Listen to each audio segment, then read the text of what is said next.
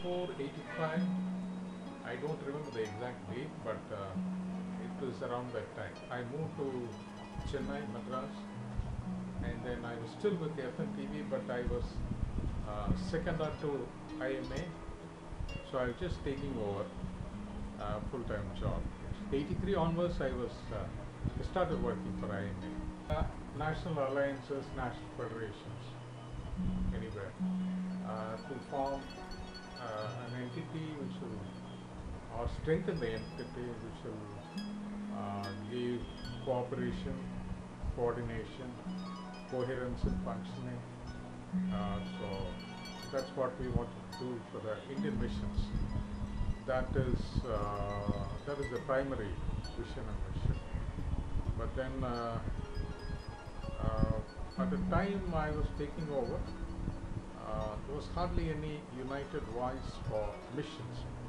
The church had a voice, the church should have a voice before the nation, before the government, before the public. But there was no coherent voice. There was no voice for the mission.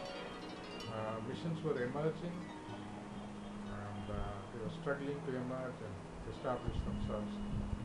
And mission, particularly cross-cultural missions, the need for their existence, the need for the support, that was not voiced adequately. So IMA, we had a great desire that IMA should fulfill that need. I would put number one as the fellowship of saints, as we make in our confession of faith.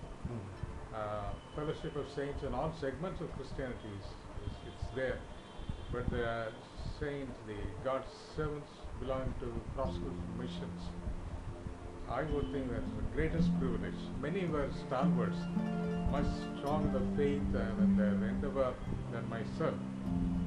Relatively, I was much younger to some of the heads of member missions, and it was such a joy to have the fellowship of such godly men and women.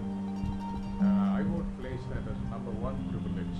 It was a joy, and to learn from them, and to work with them, and help them, to serve them, to fulfill their God-given mission. That was a great privilege. And we were able to identify a few specific areas of service where IMA can become a facilitator to serve the Indian missions. And that was a great privilege.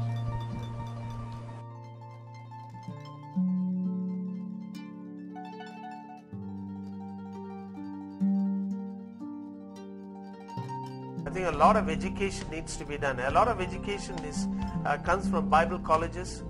The Bible colleges curriculum needs to be rethought. Bible college curriculum has to be worked in such a way that it caters to people on the streets to come to Christ. It caters to church people to understand what we have not become relevant to what is happening in the nation today. We need to be thinking about how creatively we can reach out to this group of people, like young people, like the middle class Indians, who are 300 million Indians who have the purchasing power. The people, the middle class, the rich, the powerful, the educated, whose common language is English. They are the ones who are actually influencing the situation in this country in terms of politics, in terms of business, in terms of education.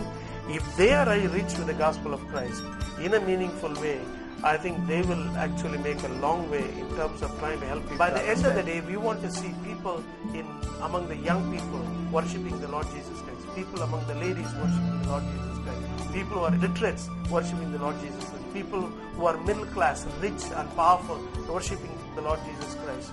And we would like to see total communities of Hindu communities coming to Christ, total communities of Muslim communities coming to Christ in a new understanding of Christianity, in a new understanding of worshipping the Lord Jesus Christ.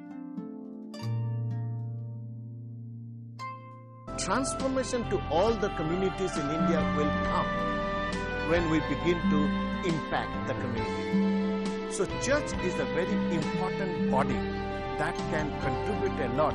Alongside both the church and mission together, we can impact many more communities in the country.